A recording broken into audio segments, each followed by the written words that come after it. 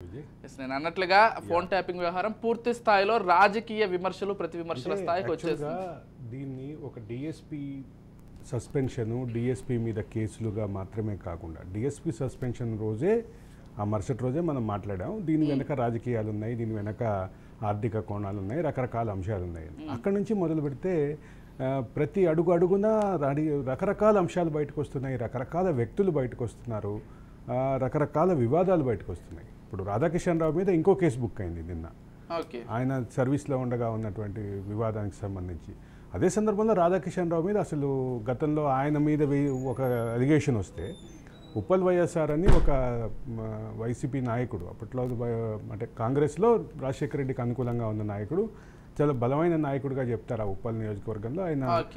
ఆయనకు సంబంధించినటువంటి అంశంలో రాధాకిషన్ రావుకు సంబంధించినటువంటి వివాదం. రాధాకిషన్ రావు అక్కడ అంటే కామెడీ ఏంటంటే, ఇది మనం 3-4 సార్లు మాట్లాడుకున్నప్పటికీ అది అసలు ఎంత కామెడీగా అనిపిస్తుందంటే, అక్యూజ్డ్ ఆయనే, ఇన్వెస్టిగేషన్ కూడా ఆయనే చేసుకుని క్లీన్ చిట్ ఇచ్చేసుకుని ఆ కేసు పేరు రాశారు. రెండోది ఇంకొక ముఖ్యమైన అంశం ఉంది ఇక్కడ. ఉప్పల్ వైఎస్ఆర్ అంత్యక్రియలకి దాదాపు 20-25 వేల మంది హాజరయ్యారు. వాళ్ళందరిలో అప్పుడు రాధాకిషన్ రావు అక్కడ ఉంటే దాన్ని వేరే రకంగా ఉండేది. రాధాకిషన్ రావు చుట్టూ అంత వివాదం ఉంది. సరే, రాధాకిషన్ రావు ఈరోజు కస్టడీకి వస్తున్నారు కాబట్టి ఆయన కస్టడీలో ఆయన ఏ రకమైనటువంటి పేర్లు బయట పెడతారు, ఎవరెవరికి సంబంధించినటువంటి పేర్లు బయట పెడతారు, ఈ మనీ అంటే ఎలక్షన్లో మనీ విషయంలో ఏం చేశారు, ఎలక్షన్లో మనీని అంటే ఎలక్షన్లో అధికార పార్టీ కోసం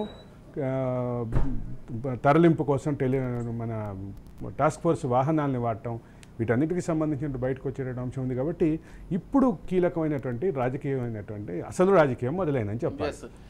ఇప్పటి వరకు ఉన్నటువంటి రాజకీయమైనటువంటి అంశాలు ఒక పార్ట్ అయితే, ఇది ఒక మరొక రూపం తీసుకోబోతుంది. ఎందుకంటే మనం గత 2 రోజులుగా ప్రసారం చేసినటువంటి అంశాలను కనుక దీనికి లింక్ చేసి చూస్తే, ఒక వాహనం వాడారు అన్న ఉద్దేశంతో, ఆ కారణంతో అలహాబాద్ హైకోర్టు ఇందిరాగాంధీని అంటే అనర్హురాలుగా ప్రకటించింది. అది కూడా ప్రధానమంత్రిగా ఉన్నటువంటి ఇందిరాగాంధీని.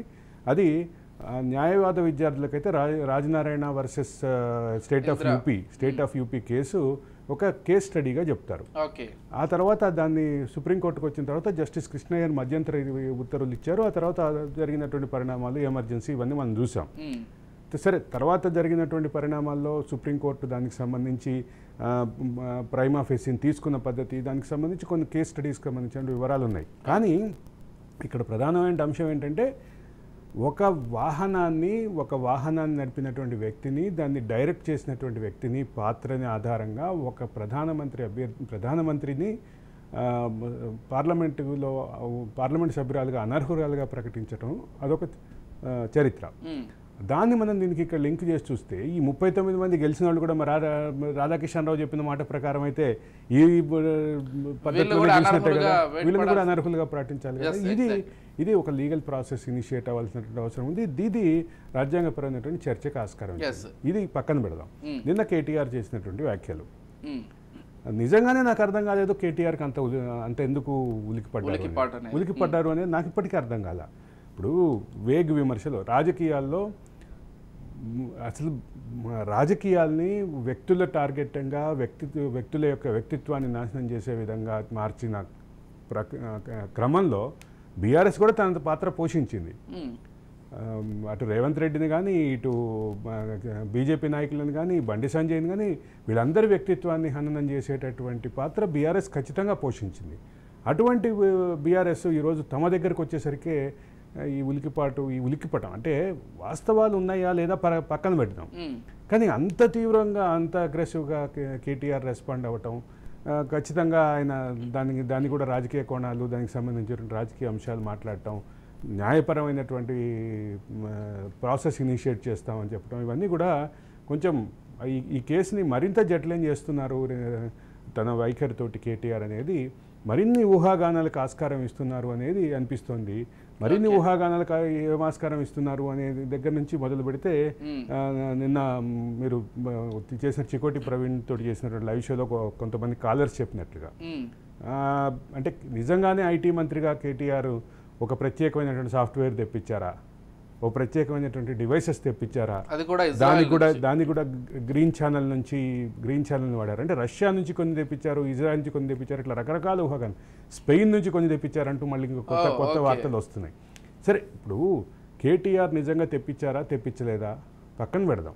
కానీ కేటీఆర్కి సంబంధించిన ఈ రియాక్షన్ తోటి ఆ అభిప్రాయాలకి బలం చేకూర్చే విధంగా ఉందనేది ఖచ్చితంగా భావించాలి. ఇక్కడ ఈ మొత్తం రాజకీయ చర్చలో కీలకమైనటువంటి అంశం కేటీఆర్ ఎదుర్కొన్నటువంటి ఆరోపణలు అయితే కేటీఆర్ దాని మీద ఇచ్చినటువంటి రియాక్షన్. ఈ రెండింటిని బ్యాలెన్స్ చేసి చూస్తే మాత్రం, ఈ రెండింటిని బేరీజ్ వేసి చూస్తే మాత్రం ఖచ్చితంగా కేటీఆర్ ఎక్కువగా రియాక్ట్ అయ్యారనేది అర్థమవుతుంది. అదే సందర్భంలో హీరోయిన్ల ఫోన్లు ట్యాప్ చేశారు అని ఏదో ఆరోపణలు వస్తే, హీరోయిన్ల ఫోన్లో ట్యాప్ చేశారు అనగా నాకేం అవసరం హీరోయిన్ల ఫోన్ ట్యాప్ చేయటం, నేనెందుకు చేస్తాను, ఈ రకమైనటువంటి ఎక్స్ప్లెనేటరీ మోడ్లోకి వెళ్ళటం లేదా అగ్రెసివ్ మోడ్ రియాక్షన్ తోటి లేనిపోని అనుమానాలని కేటీఆర్ మీద ప్రజలకు వస్తున్నాయి. అంటే కేటీఆర్ మీద ఆల్రెడీ వస్తున్న ఆరోపణల్ని బలం చేకూర్చే విధంగా కేటీఆర్ రియాక్ట్ అయ్యారు అనేది ఒక రాజకీయపరమైనటువంటి చర్చ ఉంది. దీన్ని ఎట్లా చూడాలి ఏంటి అనేది భవిష్యత్తులో చూస్తాం మనం. కానీ ఒకటి మాత్రం ఏంటంటే కేటీఆర్కి సంబంధించినటువంటి రాజకీయ అంటే ప్రస్థానంలో ఇది ఒక మలుపుగానే భావించాలి. ఆయన మీద అనేక సందర్భాల్లో అనేక ఆరోపణలు వచ్చినా ఇప్పుడు ఆయన ఒక హీరోయిన్కి సంబంధించినటువంటి అంశంలో కొన్ని నోటీసులు ఇచ్చారు. ఆ హీరోయిన్కి సంబంధించినటువంటి అంశంలో నోటీసులు ఇవాళ ఇచ్చారు. సరే, మరి అంతకుముందు ఎప్పటి నుంచో ఉన్నాయి ఆయనకు సంబంధించినటువంటి ఆరోపణలు. ఆయన ఆ హీరోయిన్ తోటి ఆయన పేరు కలిపి మాట్లాడటం ఇవన్నీ ఎప్పటి నుంచో ఉన్నాయి.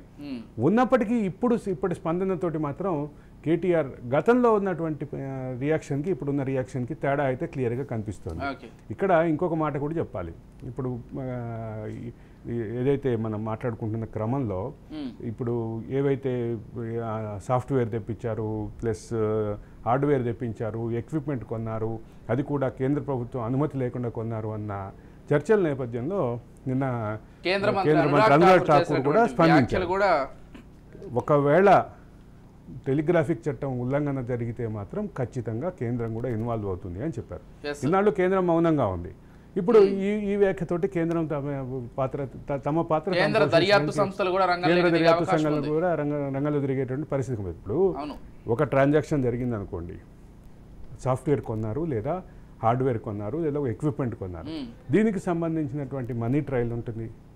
ఈ మనీ ట్రయల్ ఇల్లీగల్ మార్గాల్లో వెళ్ళి ఉంటుంది. దీనికి సంబంధించినటువంటి అన్నిటిలో మళ్ళీ ఎక్కడ ఆగుతాయి, మళ్ళీ కేటీఆర్ దగ్గర ఆగేటటువంటి పరిస్థితి ఉంది. అసలే కేటీఆర్ చుట్టూ వివాదాలు జరుగుతున్నాయి. కేటీఆర్ కేంద్రంగా ఇన్ని ఆరోపణలు వస్తుంటే మరొక పక్క ఇప్పుడు ఆయన రేవంత్ రెడ్డిని ఒక లీకులు ఇస్తున్నాడు అనేటట్లుగా క్రియేట్ చేయడానికి చూశారు. ఇప్పుడు రేవంత్ రెడ్డి లీకులు ఇస్తున్నారు, సరే, దానికి కంటిన్యూషన్గా వస్తున్నటువంటి మిగతా ఆరోపణలు, దానికి సంబంధించినటువంటి అంటే సబ్స్టాన్షియల్ ఎవిడెన్స్ ఇవన్నీ కేటీఆర్ దగ్గర ఆగుతున్నటువంటి పరిస్థితి ఉంది. కాబట్టి కేటీఆర్ కేంద్రంగా ఖచ్చితంగా ఈ వివాదం జరుగుతోంది. ఈ వివాదాన్ని జరగడానికి ఇంకా అగ్ని కాజ్యం పోసినట్టు కేటీఆర్ వ్యాఖ్యలు కూడా ఇంకా మంటను పెంచినే తప్ప దాన్ని చల్లార్చే దిశగా ఎక్కడ కనిపించట్లేదు. మీరు ఏదైతే అనురాగ్ ఠాకూర్ విషయాన్ని ప్రస్తావించారో కేంద్ర మంత్రికి సంబంధించి, అంటే బీజేపీ కూడా ఇప్పుడిప్పుడే ఈ విషయం పట్ల కొంత సీరియస్గా తీసుకుంటోంది. ఖచ్చితంగా కేంద్రం నుంచి కూడా దర్యాప్తు చేసే ఆలోచనను కూడా చేస్తుంది. మనం ఒక 4 రోజుల క్రితం ఒక స్పెషల్ స్టోరీ చేస్తాం. బీజేపీయే మొదటి బాధిత పార్టీ అని, రాజకీయ పార్టీగా బీజేపీ మొదటి బాధిత పార్టీ. అందుకు మొయినాబాద్ ఫామ్ హౌస్ కేసులు, దానికి సంబంధించిన మొయినాబాద్ ఫామ్ హౌస్ కేసులో అసలు యాక్చువల్గా మనకు ఉన్నటువంటి సమాచారం ప్రకారం కొంతమంది ఎమ్మెల్యేలు బీఆర్ఎస్ నుంచి బీజేపీ వైపు వెళ్ళాలని చూస్తే దాన్ని ఫోన్ ట్యాపింగ్ ద్వారా తెలుసుకుని కేసీఆర్ రివర్స్ గేమ్ ఆడారు అనేది ఇక్కడ మనకున్నటువంటి సమాచారం. దీన్ని మనం అంటే కన్ఫర్మ్ చేసుకోలేదు. కానీ దీని లింక్ ఆలోచిస్తే మాత్రం ఖచ్చితంగా ఆ విషయంలో కూడా ఫోన్ ట్యాపింగ్కి సంబంధించినటువంటి లింక్ కనిపిస్తోంది మనకి.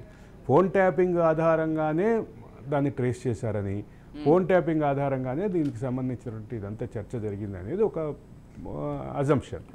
ఇన్ని వివాదాలన్నీ కేటీఆర్ చుట్టూ, బీఆర్ఎస్ పార్టీ చుట్టూ తిరుగుతుంటే దానికి ఎక్స్ప్లెనేటరీ మోడ్లో కాకుండా, దానికి క్లారిటీ ఇచ్చే మోడ్లో కాకుండా ఇంకా అగ్రెసివ్గా వెళ్ళే క్రమంలో కేటీఆర్ దాన్ని ఆ ఊహాగానాన్ని మరింత పెరగటానికి ఆస్కారం ఇచ్చారని చెప్పక తప్పదు.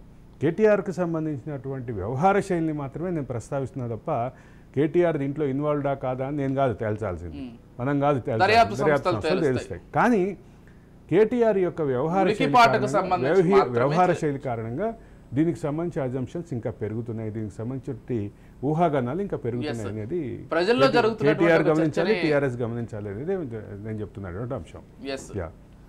మొత్తంగా ఇక్కడ ఇంకొకటి కూడా ఉంది, వాళ్ళ సొంత చెల్లెలు అరెస్ట్ అయితే ఆ విషయంలో కూడా ఇంత అగ్రెసివ్గా స్పందించిన కేటీఆర్ ఈ విషయంలో అగ్రెసివ్గా స్పందిస్తున్నారు. కాబట్టి ముందే అంటే ఆల్రెడీ రకరకాల ఆ ఊహాగానాలు ఉన్నటువంటి నేపథ్యంలో ఊహాగానాలకి ఇంకా కొంచెం బలం ఇచ్చేటట్టుగానే భావించాలి.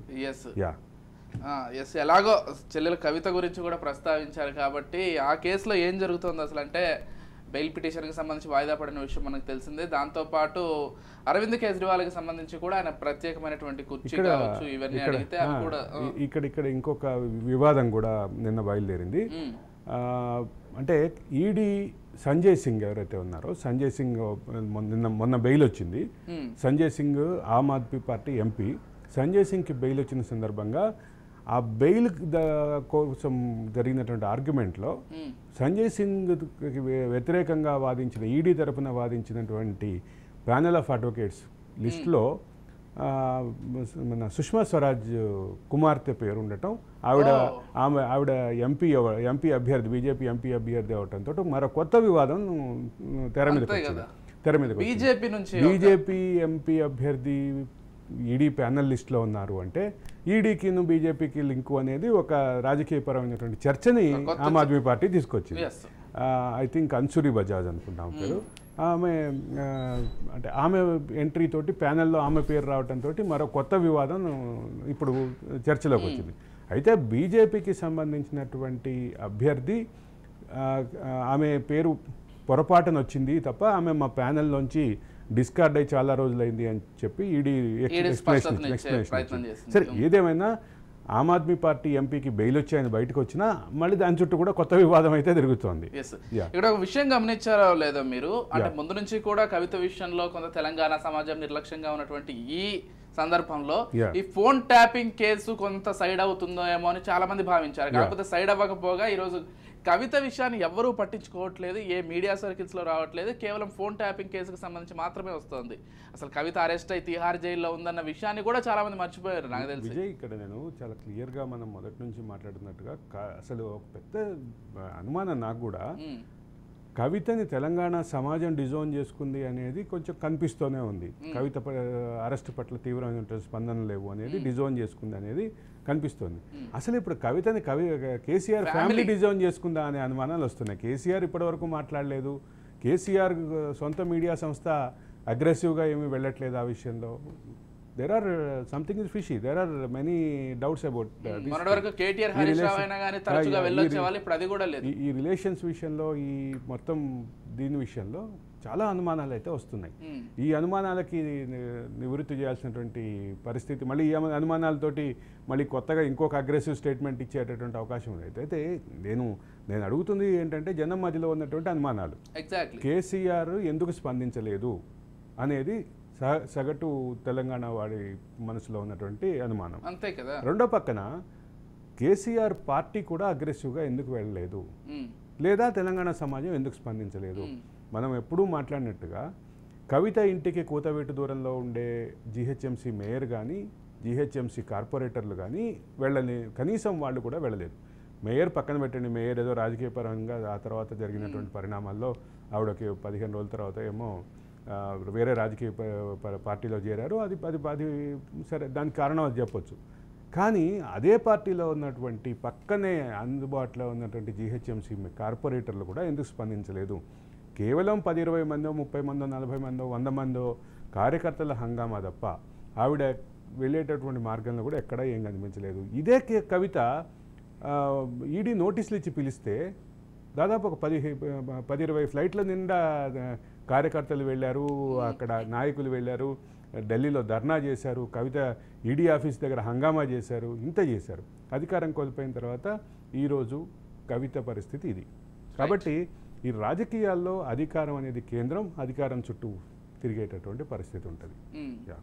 మొత్తంగా అయితే మీరు అన్నట్లుగా తెలంగాణ డిజోన్ చేసుకోవడమే కాదు, తెలంగాణ డిజోన్ చేసుకోవడం రాజకీయపరమైన నిర్ణయం అనుకుందాం. కేసీఆర్ ఫ్యామిలీ డిజైన్ చేసుకోవటం, కేసీఆర్ మీడియా సంస్థలు డిజైన్ చేసుకోవటం కొంచెం అనుమానాస్పదంగా ఉంది అనేది అర్థం. అసలు కేసీఆర్ స్పందించకపోవడాన్ని కూడా చాలా మంది విచిత్రంగా చూస్తున్నారు. అంటే మళ్ళీ అరవింద్ కేజ్రీవాల్ అరెస్ట్ పైన స్పందించారు. కవిత అరెస్టు తర్వాత జరిగిన అరవింద్ కేజ్రీవాల్ అరెస్టుని భారత ప్రజాస్వామ్యంలో చీకటి దినమన్నారు.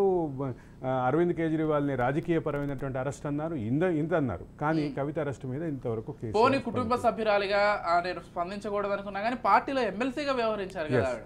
పార్టీ తరపునైనా కానీ ఆయన పార్టీ అధినేతగా స్పందించాల్సినటువంటి అవసరం ఉంది. అది కూడా ఇంత పెద్ద కేసులో రెండో కూడా చేయలేదు.